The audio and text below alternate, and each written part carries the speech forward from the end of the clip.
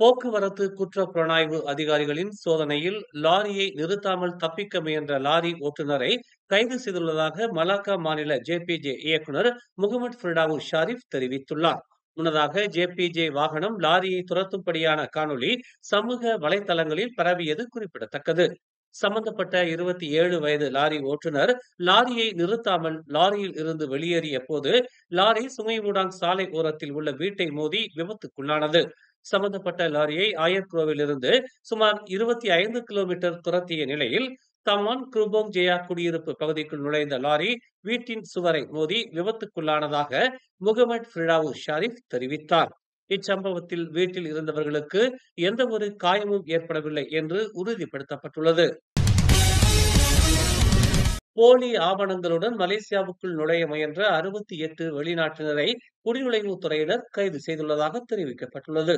KLIA விமான நிலையத்தில் கடந்த ஜனவரி மாதம் முதல் மேற்கொள்ளப்பட்ட சோதனையில் பல்வேறு நாடுகளில் இருந்து மலேசியாவுக்கு விமானம் மூலம் வருகை தந்த 2654 வெளிநாட்டினரிடம் மேற்கொள்ளப்பட்ட சோதனையில் சுமார் 900க்கும் மேற்பட்டவர்கள் சுற்றுலா விசாவை பயன்படுத்தி மலேசியாவிற்குள் நுழைவது கண்டறியப்பட்ட நிலையில் அவர்களில் 68 பேரை ஆதாரத்துடன் கைது செய்துள்ளதாக குடிநுழைவுத்துறை தெரிவித்துள்ளது.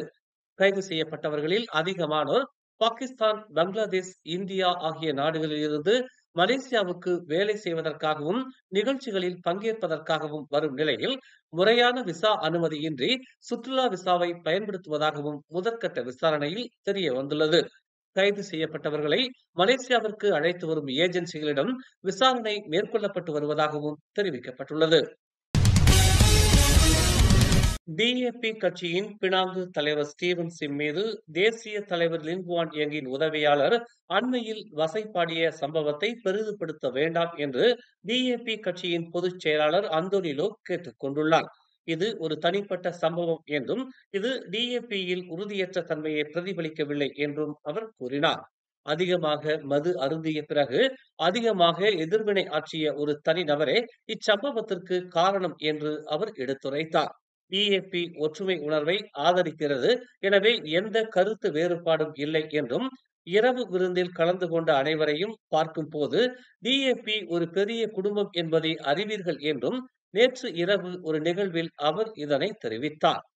தாம் கோங் சோங் எனும் சம்பந்தப்பட்ட நபர் கடந்த சனிக்கிழமை பினாங்கில் நடைபெற்ற ஒரு விருந்தில் சிம் மீது மோசமான வார்த்தைகளை வீசியதாகவும் அவரை துரோகி என்று அழைத்ததாகவும் கூறப்படுகிறது. சிம் இந்த சம்பவத்தை தேநீர் கோப்பையில் ஒரு புயல் என்று நிராகரித்த அதே வேளையில் கோங் சோங் மன்னிப்பும் கேட்டிருந்தார் என்பது குறிப்பிடத்தக்கது. வெளிநாட்டு தலைவர்கள் தன்னை சந்திப்பதை அன்வார் தடுத்ததாக மகாதீர் தெரிவித்ததை அடுத்து பிரதமர் டதஸ்ரீ அன்வார் இப்ராஹிமின் அரசியல் செயலாளர் கமீல் முனீம் கேள்வி எழுப்பியுள்ளார். அப்படி மகாதீரை சந்திப்பதை அன்வார் தடுத்ததாக கூறப்படும் வெளிநாட்டு தலைவர்களின் பெயரை கூறுமாறு மகாதீருக்கு அவர் சவால் விடுத்துள்ளார். அந்த தலைவர்கள் யார், அவர்கள் எந்தெந்த நாடுகளைச் சேர்ந்தவர்கள் என கமீல் தனது எக்ஸ் பதிவில் கேள்விகளை முன்வைத்துள்ளார். அவர்களை குறிப்பிடுங்கள், இல்லை என்றால் அன்வாரை பற்றி எதிர்மறையான கருத்தை உருவாக்கி அரசியல் அனுதாபத்தை பெற பொய் சொல்கிறீர்கள் என்றுதான் பொருள்படும் என்று அவர் குறிப்பிட்டுள்ளார். பொய் சொல்வது நல்லதல்ல, அது பாவம் என்றும் அவர் வலியுறுத்தியுள்ளார். அண்மையில் ஒரு பேட்டியில் மலேசியாவில் இருந்த 3 வெளிநாட்டு தலைவர்கள் தன்னை சந்திக்க விரும்பியதாகவும் ஆனால் அன்வார் அதற்கு அனுமதிக்கவில்லை என்றும் மகாதீர் குற்றம் சாட்டினார் என்பது குறிப்பிடத்தக்கது.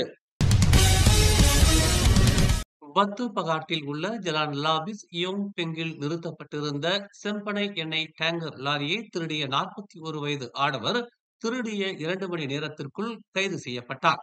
ஜலான் லாபிஸ் யோங் பெங்கில் நிறுத்தப்பட்டிருந்த தனது வாகனம் காணாமல் போனதை கண்டறிந்த பின்னர் டேங்கரின் உரிமையாளர் புகார் அளித்ததாக பத்து பகாட் காவல்துறை தலைவர் ஷாருல் அன்வார் முசாடத் அப்துல்லா சானி தெரிவித்தார்.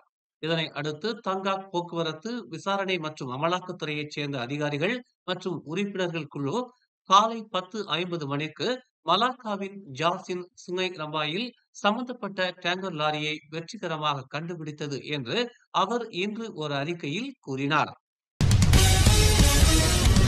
மேலும் செய்திகளை தெரிந்து கொள்ள தமிழ் மலர் நாளிதழை பாருங்கள்.